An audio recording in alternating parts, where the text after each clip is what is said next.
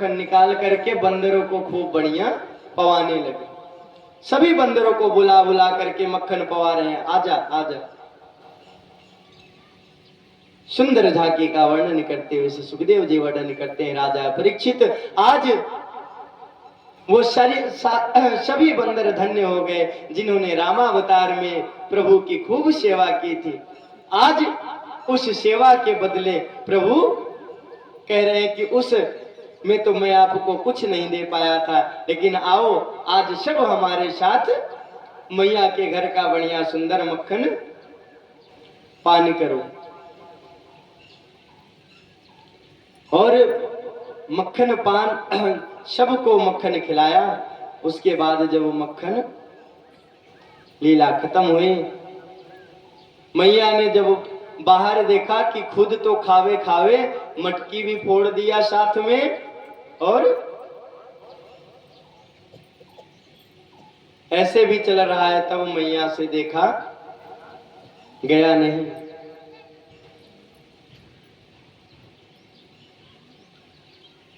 तो भोले भागवत भगवान की जय हो।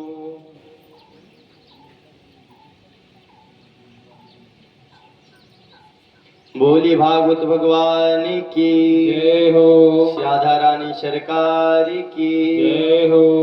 तो मैया ने सोचा इसको दंड देना आवश्यक है। अब मैया पीछे पीछे भागी और प्रभु आगे आगे भागने लग गए।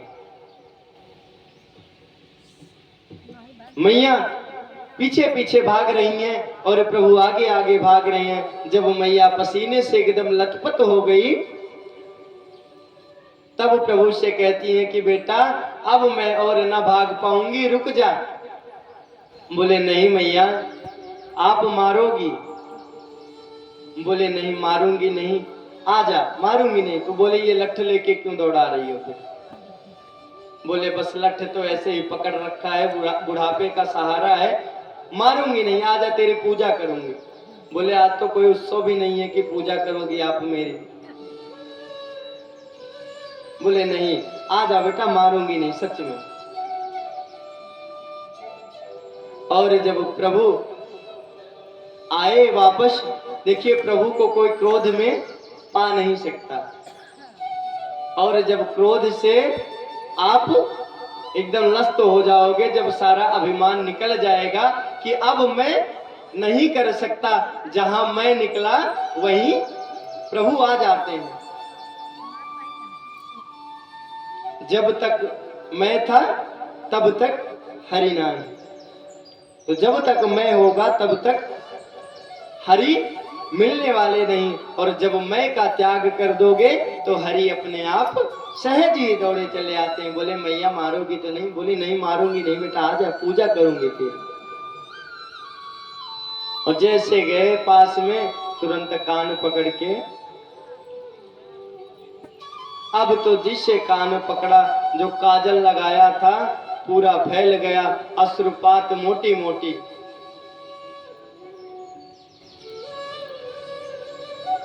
और सुखदेव जी ने वर्णन किया राजा परीक्षित आंसू कैसे थे, मृखा, वो झूठे आंसू थे, भगवान सच में नहीं रो रहे हैं।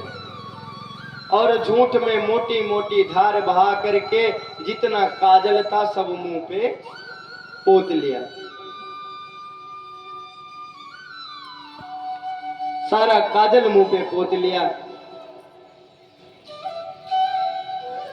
तब सोचने लगे, मैया सोची कि अब जान दो, ज्यादा दंड ना दिया जाए, छोड़ दो, लेकिन कुछ ना कुछ तो दंड देना ही चाहिए। तब ले जा करके उखल से बांधने लगी। और जब उखल से बांधने लगती तब तब अंगुल, 2 अंगुल रस्सी छोटी पड़ जाती। एक रस्सी 2 अंगुल छोटी पड़ी, दूसरी रस्सी जोड़ी, दूसरी 2 अंगुल छोटी पड़ी, तीसरी जोड़ी, तीसरी 2 अंगुल छोटी पड़ी, चौथी जोड़ी, लेकिन न्यूनम 2 अंगुलम, बार बार 2 अंगुल छोटी पड़ जाती रस्सी। और जब मैया थक गई एकदम, तब प्रभु ने अपनी माया को आदेशित किया। देखिए, रस्सी को संस्कृत में कहते हैं गुड़, और प्रभु क्या है? निर्गुण। तो ये जो गुण है, ये उन निर्गुण प्रभु को कभी बांध सकता है? मेरे प्रभु कभी इन गुणों में पड़ते नहीं, वो तो निर्गुण है। देखिए, 3 ही गुण होते हैं, सत, रज और तम। सतोगुण, रजोगुण, तमोगुण। लेकिन मेरे प्रभु तीनों से परे हैं, न उनमें सतोगुण, न उनमें रजोगुण, न तमोगुण। प्रभु निर्गुण है। कहते मैं ऐसे बंधने वाला नहीं, लेकिन जब मेरी कृपा होगी तो उस गुण से भी मुझे बांधा जा सकता है। जब मैया एकदम थक गई, तब अपनी माया को आदेशित किया कि चल निकल जा। माया कह रही है, ये गांव की गवारिन वालिन ये मेरे प्रभु को बांधने चली है। प्रभु ने कहा, बस अभी तक जो हुआ ठीक है, लेकिन अब निकल जाओ। अब मैया जो कर रही हैं, इन्हें प्यार से बांधने दो। और प्रभु स्वयं बंध गए, बांध करके अंदर चली गई। और नंद बाबा से भी कहा कि देखिए, मैंने बंधन डाला है और आप खोलना मत गलती से। अब नंद बाबा आते, बार बार देखते, लेकिन बंधन मुक्त करने की हिम्मत न होती। बार बार बंधन मुक्त करना चाहा, लल्ला का मुख देखते परेशान हो जाते, फिर बंधन मुक्त करना चाहते, लेकिन फिर पीछे हट जाते। जब देखा कि अब कोई नहीं सुन रहा, जब समझ गए कि अब कोई नहीं खोलने वाला, तो जोर से झटका मारा और उखल के साथ दोनों वृक्ष उखड़ गए और धड़ाम से गिरे दोनों वृक्ष। इतने में अंदर से दौड़ी दौड़ी आई।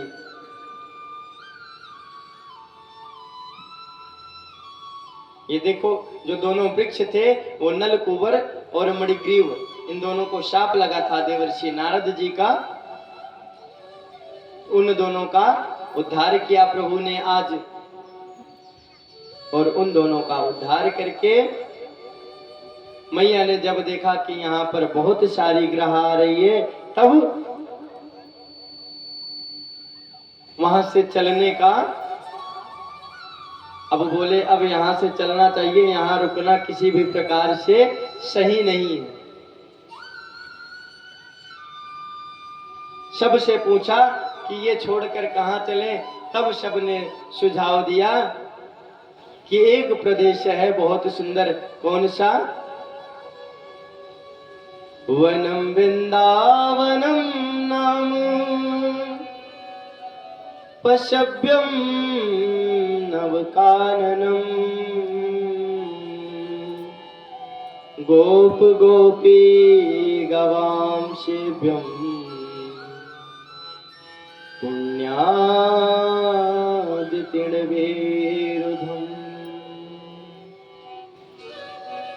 एक सुंदर प्रदेश है वृंदावन। आइए हम सब वहां चलते हैं, और वहां नित्य भक्ति वास करती है। वहां प्रभु के ऊपर कोई संकट आने वाला है नहीं।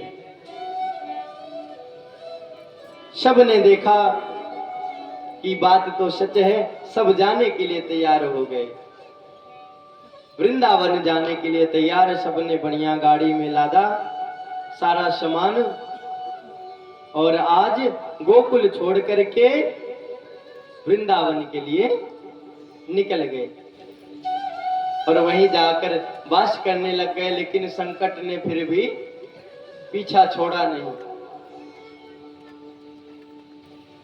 जब वहां गए तो भौमासुर का आक्रमण हो गया, उसका भी उद्धार किया प्रभु ने। ऐसे एक से एक आते रहे, सबका उद्धार करते रहे। प्रभु धीरे धीरे जब बड़े होने लगे, तो एक दिन अपनी मैया से कहा कि मैया अब मैं भी गैया चराने जाऊंगा। मैया बोली बेटा अभी तेरी अवस्था छोटी है, जब थोड़ा बड़े हो जाना तब गैया चराने जाना। लेकिन प्रभु ने कहा देखो मैया जाना तो है मुझे, अब मैं उस लायक हो गया हूं कि गैयों को संभाल सकता हूं। और जब गैया चराने के लिए तैयार हुए तो प्रभु का एक नाम पड़ गया, और क्या? गोपाल। बोलिए गोपाल भगवान की जय हो। प्रभु का नाम हुआ गोपाल। देखिए गोपाल का दो अर्थ है, एक तो सीधा सीधा जो गैयों का पालन करे वो गोपाल, और दूसरा गो का अर्थ होता है धर्म। जो धर्म का पालन करे या धर्म की वृद्धि करे उसका भी नाम है गोपाल। तो प्रभु आज गोपाल बन गए। अब धीरे धीरे गैया चराना प्रारंभ किए। एक दिन की बात है, सब बैठकर बढ़िया अपनी लीलाएं कर रहे थे। इतने में प्रभु सबके टिफिन में देखने लगे क्या क्या है, कौन क्या लेकर के आया है। तो कोई कुछ दिखाता, कन्हैया देख मैं तेरे लिए दही चूड़ा लेकर आया हूं। कोई कहता कन्हैया तेरे लिए मैं कढ़ी बनवा करके लाया हूं। सब अलग अलग चीजें बनवा कर ले आए थे, लेकिन मधुमंगल बेचारा उसके पास बासी पड़ा हुआ था दही और चूड़ा।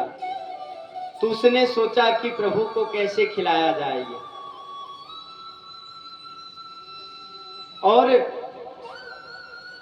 उसने इस डर से कि प्रभु को बासी ना पवाऊं अपना कोने में जा करके खाने लग गया। लेकिन जब इतने में ध्यान आया, प्रभु ने देखा उसकी तरफ, तो बोले वाह मधुमंगल अकेले अकेले, सबने तो साझा किया लेकिन तुम अकेले अकेले गप करना चाहते हो,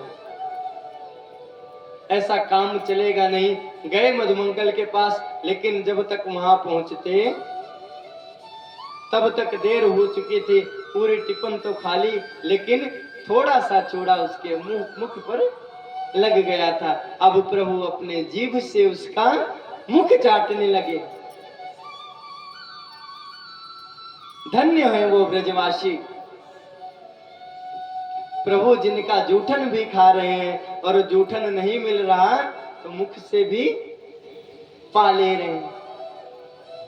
धन्य है ऐसे ब्रजवासी। और जब ब्रह्मा जी ने इतना देखा तो उनको आज उनको भी मोह हो गया कि ये हो नहीं सकते।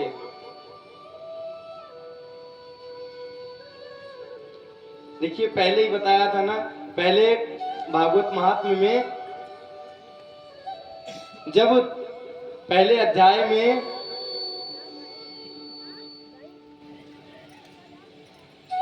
बोली भागवत भगवान की, जब मंगलाचरण करने लग गए व्यास जी,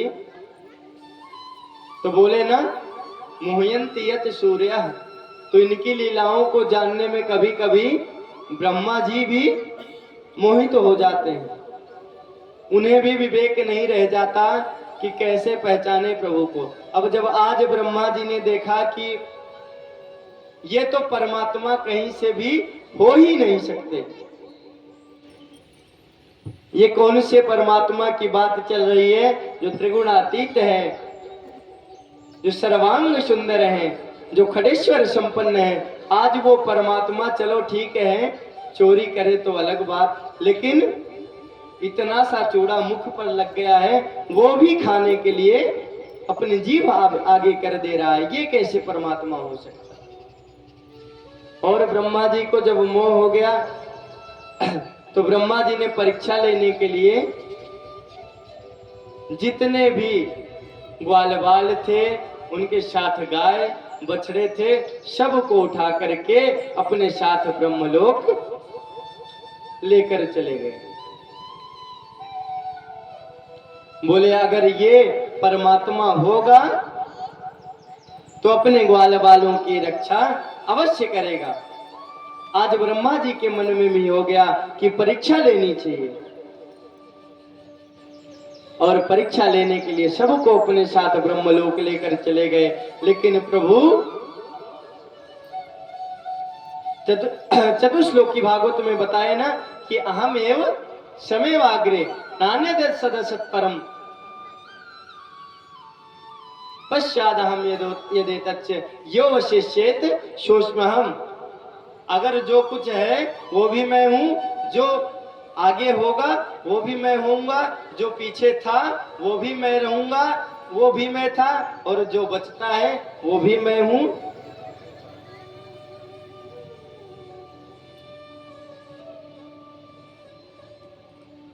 जो कुछ बचता है वो भी मैं हूं।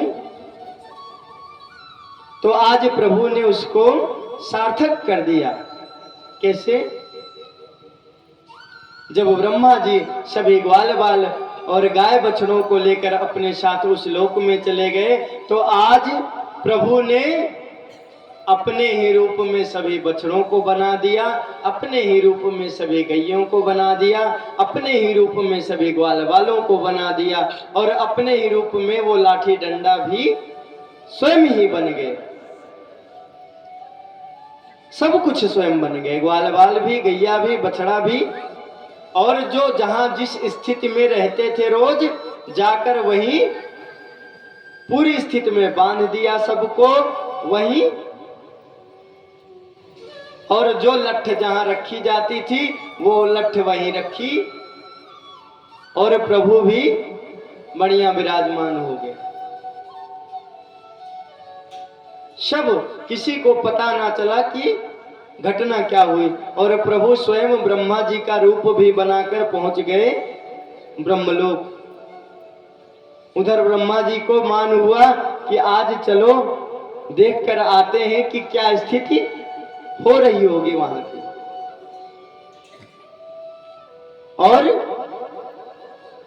उधर ब्रह्मा जी उनकी स्थिति देखने आए, और वो ब्रह्मा का रूप बना करके स्वयं ब्रह्मलोक पहुंच गए, और उनके गणों को आदेशित भी कर दिया कि देखो भैया आजकल नकली ब्रह्मा बनकर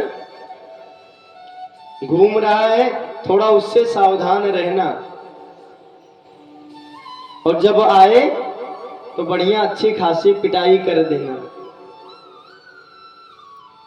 स्वयं ब्रह्मा भी बन गए और जाकर ब्रह्मा की गद्दी पर विराजमान भी हो गए। तो प्रभु को कुछ चाहिए थोड़ी बनने बनाने के लिए। वो तो कहते हैं मुझे ना निमित्त की आवश्यकता है ना उपादान की आवश्यकता है। निमित्त कारण भी मैं स्वयं हूं, उपादान कारण भी मैं स्वयं ही हूं, बनता भी मैं ही हूं और बनाता भी मैं ही हूं। किसी की आवश्यकता ना किसी सामग्री की आवश्यकता है। यही है चतुश्लोकी भागवत। जब लोगों को मोह हो जाता है तो इसी मोह को समझने के लिए चतुश्लोकी भागवत जो है ये, कि कभी आपका मन भटकने लग जाए और प्रभु की स्थिति जब आप समझने में, हम आप तो समझ ही नहीं सकते, क्योंकि मुह्यन्ति यति सूर्य, जो विद्वान है सूर्य विद्वांसा, बड़े बड़े विद्वान उनकी स्थिति को जानने में मोहित हो जाते हैं, तो हमारी आपकी क्या विचार। तो हम आप उनकी स्थिति कैसे समझ सकते हैं, जिनकी स्थिति को समझने में बड़े बड़े योगी मुनींद्र, उनको जानने में जिनकी समाधि लग जाती है। स्वयं ब्रह्मा बनकर जाकर बैठ गए, आसन पर विराजमान हो गए, और सबको आदेशित भी कर दिया, देखो भैया एक ब्रह्मा बना घूम रहा है, अगर वो कदापि तुम्हारे पास आ जावे तो पहले पूरी खातिरदारी कर लेना, और उसके बाद फिर मेरे पास लेकर के आना। बोले ठीक है महाराज, अगर ऐसी बात है तो पहले हम खातिरदारी कर ही लेंगे खूब। और बढ़िया उधर ब्रह्मा जी के पद पर विराजमान है।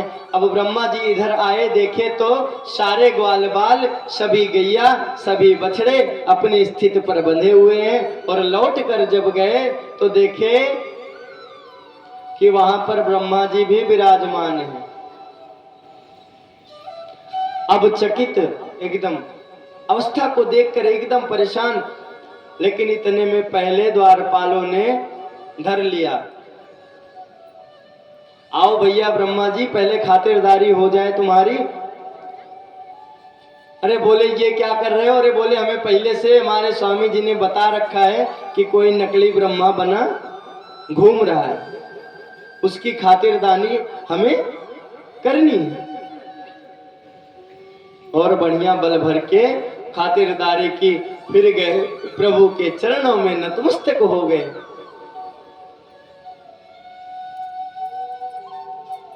एकदम नतमस्तक हो गए प्रभु के चरणों में और उनकी बार बार विनती करने लग गए। 40 श्लोकों में ब्रह्मा जी ने प्रभु से विनती की, लेकिन एक बार भी पलटकर ब्रह्मा जी की तरफ देखे नहीं।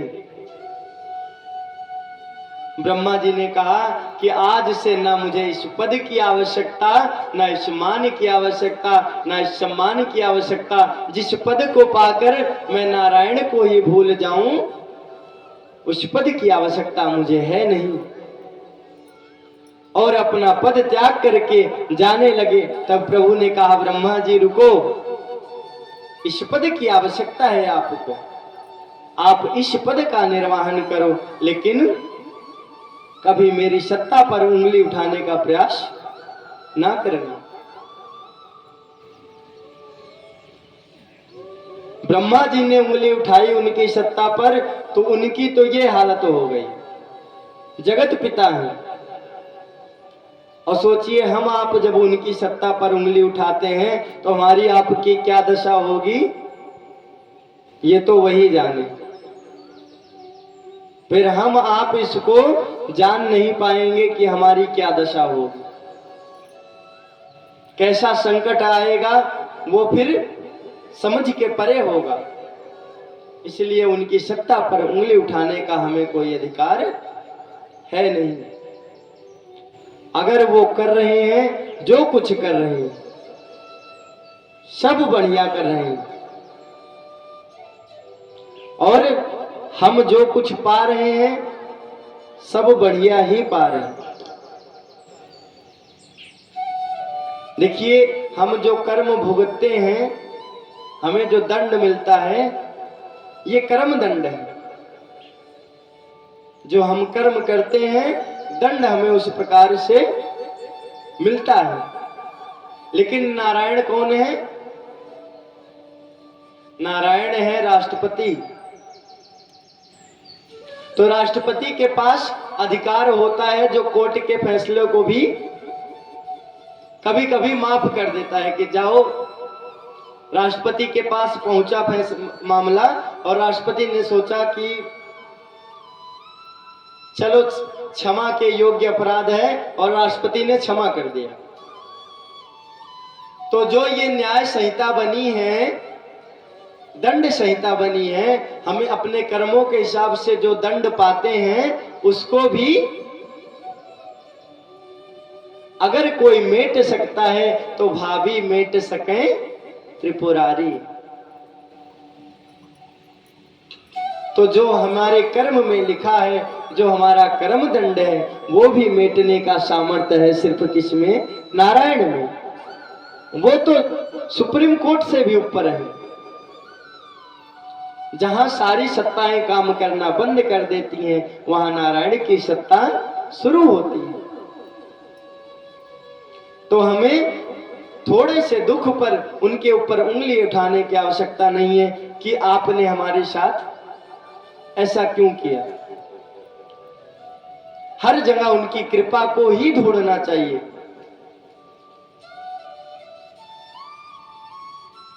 अगर आपको कभी कोई चोट लग गई तो ये ना करिए कि नारायण आपने ऐसा क्यों किया, बहुत अच्छा किया, भगवान की कोई बड़ी ग्रह थी टल गई। छोटे में ही काम निपट गया। तो उनके ऊपर दोषारोपण ना करके उनकी कृपा को देखने का प्रयास करें, क्योंकि दोष तो उनमें कोई है ही नहीं। निर्गुण निर्विकार है वो, विकार तो उनके अंदर कहीं से भी है ही नहीं, तो दोष कहां से पाओगे आप उनमें। अगर कुछ उनमें ढूंढना है तो सिर्फ उनकी कृपा को ही देखना चाहिए हमें। हर जगह कितना भी हमारे साथ गलत हो जाए, भगवान बहुत कुछ गलत होना था, हो सकता है आपने इतने में ही काम चला लिया। तो इस प्रकार ब्रह्मा जी का मान मर्दन करते हुए भगवान विभिन्न विभिन्न लीलाएं उन्होंने की। ब्रह्मा जी ने 40 श्लोकों में स्तुति गाई, लेकिन एक बार भी उनको देखा नहीं। और फिर धीरे धीरे एक दिन दिवाली के बाद जो दिन होता है जिसमें हम लोग गोवर्धन पूजा करते हैं, तो पहले इंद्र की पूजा होती थी। सभी ब्रजवासी इंद्र की पूजा करते थे। इंद्र की पूजा का दिन आया, सब इंद्र की पूजा करने के लिए उद्यत हुए। खूब सारी मिठाइयां बनी, एकदम चकाचक सब मिठाइयां बनी। तो भगवान ने पूछा कि भैया ये मिठाई किस लिए बन रही है? बोले अरे आप सब जानते नहीं, आज इंद्र देव की पूजा होनी है। तो इंद्र देव की पूजा, भगवान ने पूछा हम ये इंद्र देव की पूजा क्यों करते हैं? तो बोले अरे वो बारिश कराते हैं, हमारी ये जो फसल होती है ये सब उन्हीं की वजह से होती है, उन्हीं की वजह से हमें ये ऑक्सीजन प्राप्त होता है, हम सब जीवित हैं तो इंद्र की वजह से जीवित हैं। मैया ने विभिन्न प्रकार से समझाया। बोले वो तो कभी दिखते हैं नहीं, तो उनकी पूजा आप लोग निरर्थक क्यों करते हो? मैया ने बार बार समझाने का प्रयास किया कि बेटा देखो निरर्थक नहीं है कुछ, सबका अर्थ है, लेकिन बार बार समझाया फिर भी एक बार माने नहीं। बोले जो दिखता नहीं उसकी पूजा क्यों करते हो आप लोग? चलो तुम्हें हम अपने ब्रज के देवता को दिखावें। तो मैया बोली बेटा ये ब्रज के देवता कौन है? बोले ब्रज के देवता ये हमारे गोवर्धन महाराज हैं, जिनकी वजह से हमारी इतनी गैयों का पेट भरता है। आप सब इन्हीं की शरण लेकर रह रहे हो, तो अगर पूजा करनी है तो इन्हीं पूजा करो।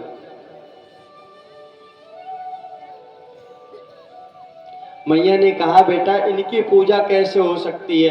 ये तो इतने विराट स्वरूप में, इनकी पूजा कैसे करें हम लोग? बोले भागवत भगवान की जय हो, श्याधा रानी सरकार की जय हो। गोविंद मेरो है, गोपाल मेरो है, गोविंद मेरो है, गोपाल मेरो है, गोविंद मेरो है, गोपाल मेरो है, गोविंद मेरो है, गोपाल मेरो है। वो तो बांके बिहारी नंदलाल मेरो है, श्री बांके बिहारी नंदलाल मेरो है, श्री बांके बिहारी नंदलाल मेरो है, श्री बांके बिहारी नंदलाल मेरो है। गोविंद मेरो है, गोपाल मेरो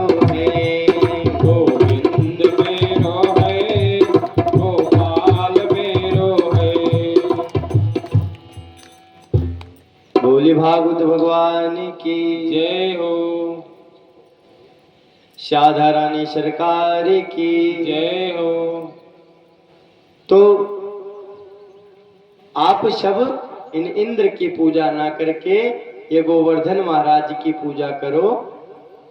यही हमारे सच के देवता हैं जो प्रत्यक्ष दिखाई पड़ते हैं। इंद्र महाराज कब दिखाई देते हैं? वो तो कभी दिखाई ही नहीं देते, तो उनकी पूजा आप लोग क्यों फालतू करते हैं? बोले चलो ठीक है, अगर बेटा तुम कह रहे हो तो इस बार गोवर्धन की ही पूजा होगी। सब गोवर्धन की पूजा के लिए तैयार हो गए और गोवर्धन की पूजा शुरू हो गई।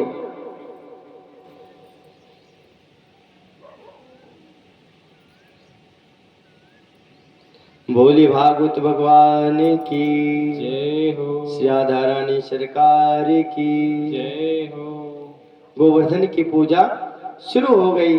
और जब गोवर्धन जी को स्नान कराने की बारी आई, पूजा में ऐसे तो हम स्नान कर लेते हैं महाराज, आराम से करवा लेते हैं, सुबह करवाते ना महाराज, थोड़े में काम चला लेते हैं। पाद्योर्पाद्यम समर्पयामि हस्त्योर्घ्यम समर्पयामि मुखे आचमनीयम सर्वांगे स्नानियम, इतने में तो काम चल गया। लेकिन अब उनका इतना विराट स्वरूप, उनका सर्वांगे स्नानियम कैसे किया जाए? और जो देवता प्रत्यक्ष नहीं है, चलो उनके लिए तो 2 आचमन से काम चल जाएगा, लेकिन जब देवता प्रत्यक्ष आकर खड़े हो गए तो उनका कैसे स्नान कराया जाए?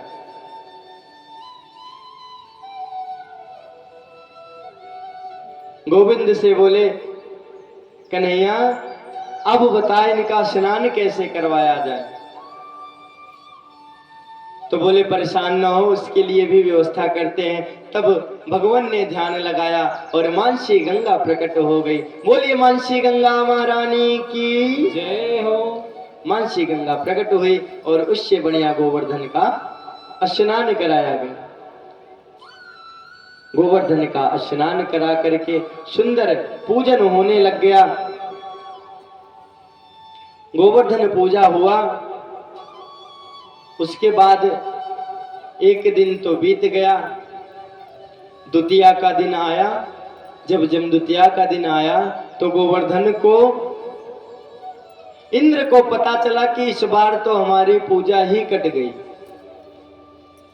बोले महाराज हर बार तो हमारी पूजा होती थी, इस बार हमारी पूजा कैसे कट गई? अब सब बड़े चिंता में पड़े इंद्र कि देखें, तो पता करवाया तो पता चला कि वो जो ब्रज में छोटा सा कन्हैया है उसने ही आपकी पूजा कटवाई है। इस बार तो गोवर्धन महाराज, इंद्र महाराज इतने क्रोध में आ गए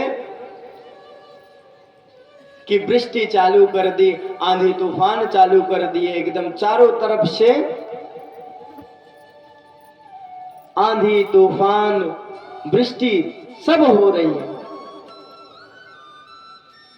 और देखते देखते जल इतना हो गया कि पूरा ब्रज जो है उसमें समाहित तो होने लगा।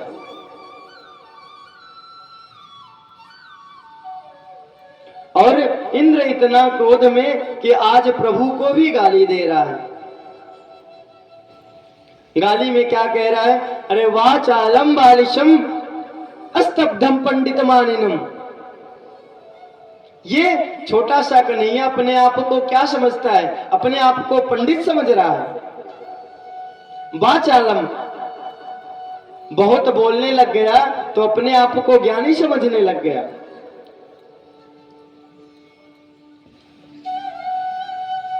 विभिन्न प्रकार से प्रभु को अनाप शनाप बक रहा है और वृष्टि जोर जोर की हो रही है। सब डरे हुए प्रभु की शरण में पहुंचे। बोले प्रभु पूजा तो आपने करवा दी, अब शरण भी आपकी है, बचाओ भी आप ही।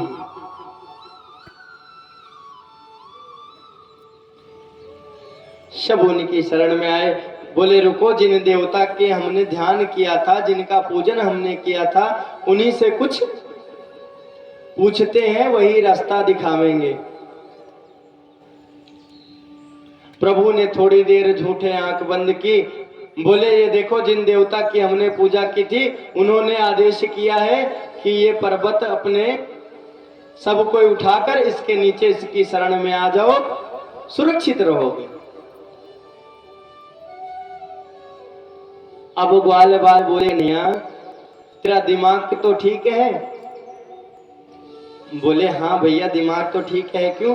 बोले ये बताओ, इतना विशाल पर्वत हमसे उठ सके?